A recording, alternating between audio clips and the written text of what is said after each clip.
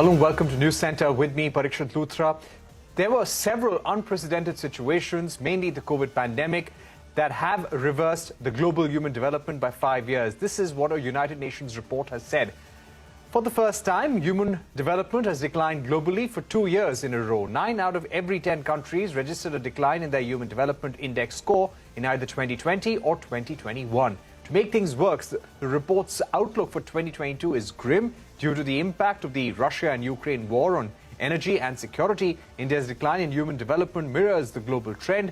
The country's HDI value has also declined for 2 straight years. India ranks 132 out of 191 nations. India's score has dropped 1 point since last year.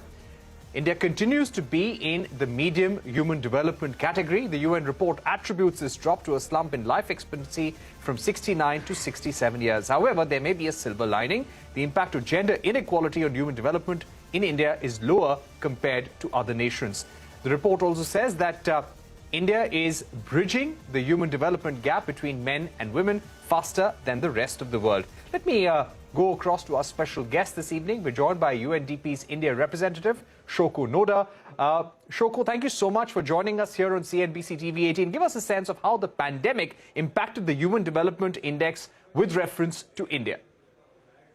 Thank you very much for the invitation and the questions. So the pandemic is definitely one of the severe crises that the humans are now facing.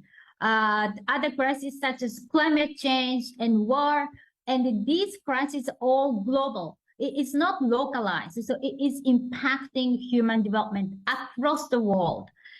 India is not the only country which is facing this decline. 90% of the countries, as you rightly said, around the world are facing this decline due to this multiple array of crises. And 5 years of setback. That means that we started this SDG, 15 years of SDG years, but then we are back to the starting point.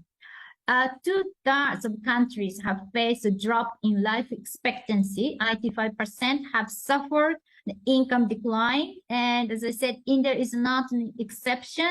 India's value for 3 out of 4 human development indicators have fallen: life expectancy, expected years of schooling, and gross national income per capita. School closure definitely during the lockdown is definitely affecting this education the indicators decline. Also brutal, I would say brutal impact of waves of lives and livelihoods and pressure on already strained health system. These are all the challenges that we are facing. As you said, this year India ranks 132 out of 191. And but I would also like to say that it is important to look at the human development values more than ranking. All right. Shoko, I'd also like to ask you, the report says that stress, sadness, anger, worry have been increasing over the last decade, now reaching record levels. What, according to you, were the key drivers, and how was the population in India impacted, according to your report? So crises are intersecting and also overlapping. As I said, definitely COVID was one of the crises, but when we look at the climate change, when we look at the war in Ukraine, they are all global, not localized. So therefore, each crisis has global impact as well as the impact on individuals. So the pace of crisis is much faster than before, as we can all feel. And we are, as individuals, as well as countries, as well as communities, have not faced this fast-paced crisis, therefore are not fully prepared to face the crisis, let alone the managing the crisis. Therefore, the impact on people's stress, people's worries have increased. Okay, just to also speak about your recommendations for the future. In the report, UNDP has said there cannot be business as usual and there needs to be a focus on 3 I's with reference to India: investment, insurance and innovation. Could you elaborate on how these three need to be focused on by the Indian policymakers? Yes. So as I said, 3 I's are suggested in the report: investment, insurance, and innovation. Investment, yes, it is happening already, but more needed to be spent, for example, in renewable, because climate change crisis is imminent. So more renewable energy is needed.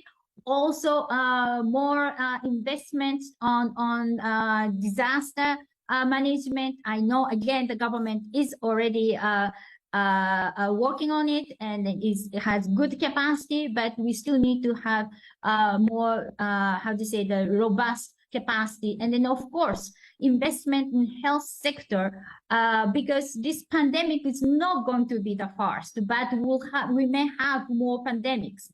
So a preparation for future pandemics is also extremely important. And here also, when we say investment, it is not only from the government. Private sector and the public sector have to work hand in hand to see where the financial gaps are. So the investment is extremely important. Second I is insurance. And when we talk about insurance, we just may think of just that, health insurance or something that we have. It goes much beyond that. This concept of insurance is much beyond that.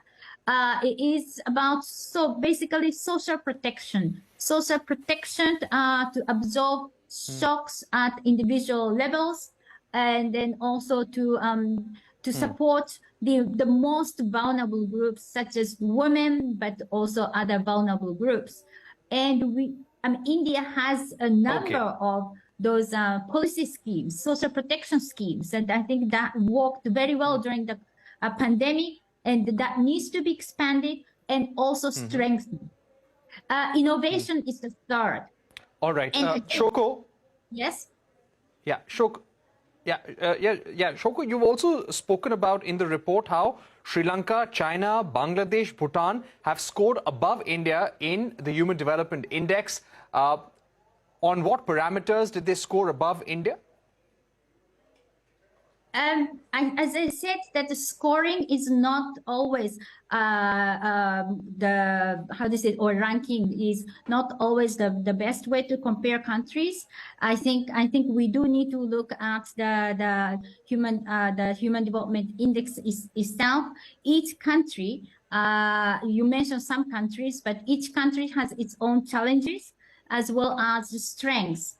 So when we look at the ranking, and then when you said other countries are doing better, that is because of the different country context. But I think it's very important to see that the trend of human development values, especially in India. Okay, when it comes to gender inequalities, what more can India do to bridge gender inequalities at the workplace and in different sectors? Yes, the good news, as you mentioned, is that India is narrowing the gap between male and female human development index achievement, and this is faster than the world. So this is excellent, though the gap remains quite large and larger than the global average. The worsening of gender inequality in India is much smaller than it is in the world. It reflects government commitment on putting the gender agenda up front and the center and across policy and programs. So this is an excellent policies and programs. However, I think we still do need to have expansion of skill programs for women to support their participation in the workforce. Because when you look at the participation of a women's participation workforce, it is one of the lowest in the world. So we really need to have even much more robust package for women to join the workforce and be economically empowered. And then second, Right. India, yes. My final question. Yeah, my final question. What, according to you, are the areas that India needs to work on for the future? Challenges to India because of the geopolitical situation, inflation, and other economic headwinds.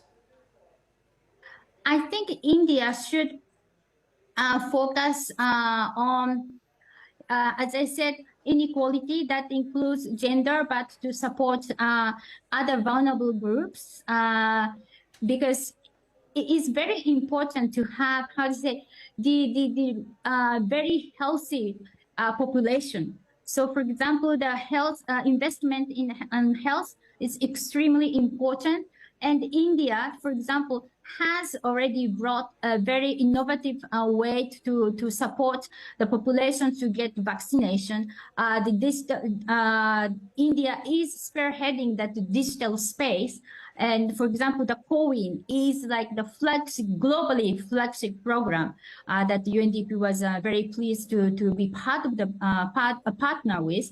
But that inequality and then investment in health is important, so that once we have very healthy population, they can also have much better education, can focus on education. The kids can focus on education. And also when they become adults, they can have much, how to say, they can earn more. Therefore, the human development index, human development in India will improve when we focus on health, and then also the inequality. All right. Okay, Shoko Noda, thank you so much for joining us here on CNBC-TV18 News Center, giving us a sense of how India fared on the Human Development Index and areas that India needs to work on for the future as well. We're heading into a short break, but coming up, an exclusive interaction with Power Minister R.K. Singh on India's green energy push and much more. Don't go anywhere.